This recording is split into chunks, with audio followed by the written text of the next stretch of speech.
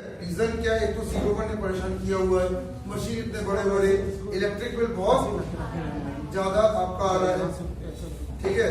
और साथ ही साथ आपको ये ध्यान रखना है कि जो आपका फर्स्ट जनरेशन है, तो उस फर्स्ट जनरेशन में आपको ये भी ध्यान रखना है कि इसमें अगर आपका एक भी हार्डवेयर गया तो उसको रिमूव करने के पैसे भी बहुत ज्यादा होते थे, क्योंकि बड़े साइज थे ना, दिक्कत हुई थी, ठीक है ना। क्योंकि जितनी बड़ी साइज उतना ज्यादा क्या हैवी आपको कॉस्टिंग देनी पड़ती है। तो ये आपको ध्यान रखना है कि ये बजट में भी काफी भारी पड़ता था और इसकी स्पीड सबसे स्लो थी। मतलब प्रोसेस भले ही करता था लेकिन प्रोसेसिंग की स्पीड सबसे स्लो क्यों थी? क्योंकि प्रोसेसर भी तो पुराने जमाने के थे। जैसे आजकल के प्रोसेसर क्या करते, बहुत तेज गति से चलते हैं। आजकल फोन कितना चल रहा है, अच्छा है। रीजन क्या है? सिर्फ प्रोसेसर आपके फोन में अच्छा था इसलिए प्रोसेसर आपका फोन अच्छा चल रहा है। और आप नोट करते हो कि कोई अगर आपका साथी और महंगा फोन अगर खरीदे तो आप देखते हो उसका फोन एकदम मलाई की तरह चलता है, आपको भी लगता है यार मुझसे तो कितना अच्छा है, हैंग ही नहीं होता कुछ। तो गेम क्या होता है? प्रोसेसर का। तो फर्स्ट जनरेशन का प्रोसेसर आज की तरह तो होगा नहीं, तो प्रोसेसिंग आज से क्या थी, बहुत धीमी ही थी। तो लास्ट पॉइंट इसमें लिखने के, इसमें प्रोसेसिंग वर्तमान से धीमा था, air processing is less than current computers. या प्रोसेसिंग वर्तमान से धीमा था, air processing is less than current computers, ठीक है। तो आज के कंप्यूटर से प्रोसेसिंग क्या थी, धीमी थी, ये आपको इसमें ध्यान रखना है, ठीक है। तो ये फर्स्ट जनरेशन के कुछ मैंने पॉइंट आपको बताए, ठीक है। सेकंड जनरेशन में अब आप लोग आ जाएंगे और इन सब चीजों को तैयार रखिएगा क्योंकि ये कॉम्पिटिटिव में भी पूछे जाती है कि कौन से जनरेशन में कौन आया। अब बात यहाँ पर लोग क्या कर रहे हैं, बात हम लोग यहाँ पे कर रहे हैं सेकंड जनरेशन की। हाँ, इसका वजह 1947 है, ठीक है। पर ईयर को लेके भी क्योंकि लड़ाई होती है इसलिए मैं अपने लेक्चर में कभी ईयर शामिल नहीं करता। कई बार क्या होता है कि मतलब ईयर्स को लेकर मतभेद रहते, कोई कहता है ये, कोई कहता है वो, क्योंकि कोई भी चीज एविडेंस बेस्ड फाइल है। ये उस जमाने में ये सब बने जिस समय इंडिया आजाद में नहीं हुआ था, फर्स्ट जनरेशन तो 47 का। तो क्योंकि आजादी हुई नहीं थी तो एग्जैक्ट डेटा भी अंग्रेजों के पास ही थे। हम लोग तो उस समय से अपनी अस्तित्व की लड़ाई लड़ रहे थे उस समय, तो थोड़ा सा दिक्कत था। हाँ ठीक है, डाल देना, ठीक है। बात यहाँ पे हम लोग क्या कर रहे हैं, सेकंड जनरेशन की कर रहे हैं।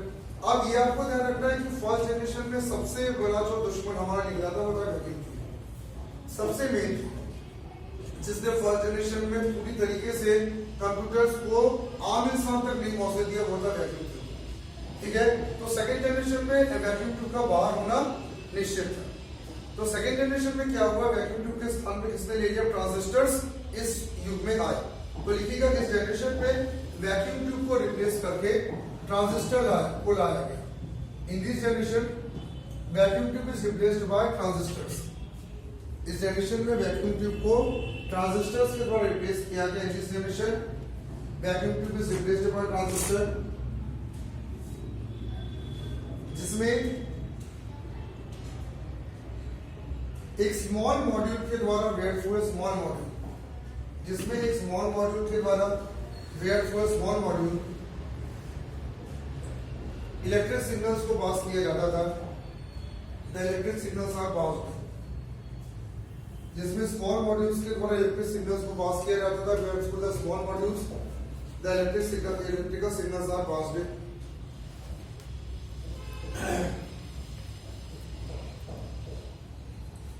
ठीक है।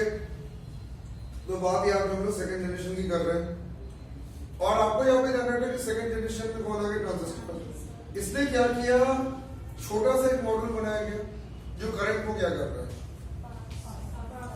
और ये ट्रांजिस्टर ठीक वही काम कर रहा है जो आपके पूरी बॉडी में रक्त की धमनियां करते हैं, जो रक्त के जो सेल्स होते हैं, ये भी क्या छोटे ही है और पूरी बॉडी में क्या करते हैं, लगातार खून को फ्लो दे रहे हैं, ठीक है। लेटेस्ट में अगर आप ये मानिए कि अगर आपकी बॉडी में भी ये जो रक्त की धमनियां होती थी, अगर वो बहुत बड़े होते तो तुम्हारी बॉडी भी बड़ी बड़ी हो जाती, पर आपकी बॉडी इसलिए छोटी है, ठीक ठाक है, क्योंकि धमनियां भी भगवान ने छोटी बनाई।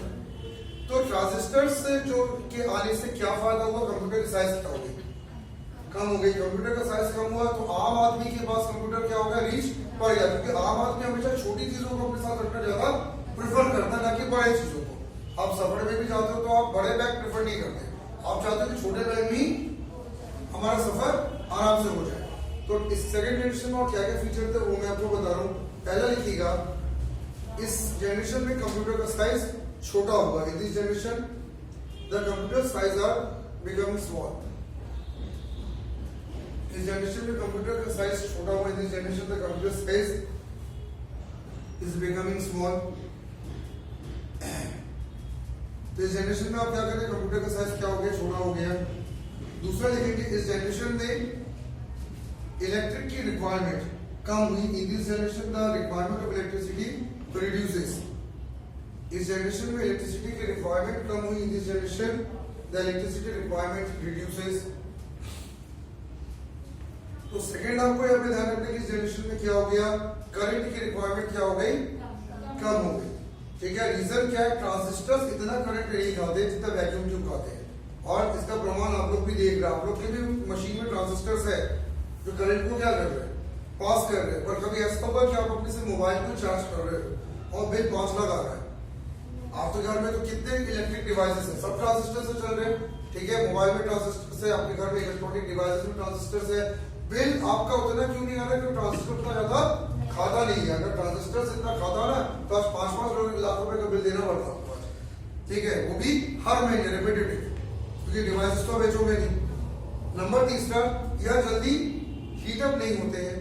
दे are not heat up regularly, heat up at faster rate. यह जल्दी हीटअप नहीं होते, they are not heat up at faster rate. Heat up नहीं होता और इसलिए एसी की आवश्यकता नहीं होती है, therefore AC is not required. और इसीलिए एसी की आवश्यकता नहीं होती है, and therefore AC is not required. ठीक है, तो नेक्स्ट आपको यहाँ पे ध्यान रखना है। ठीक है, पूरा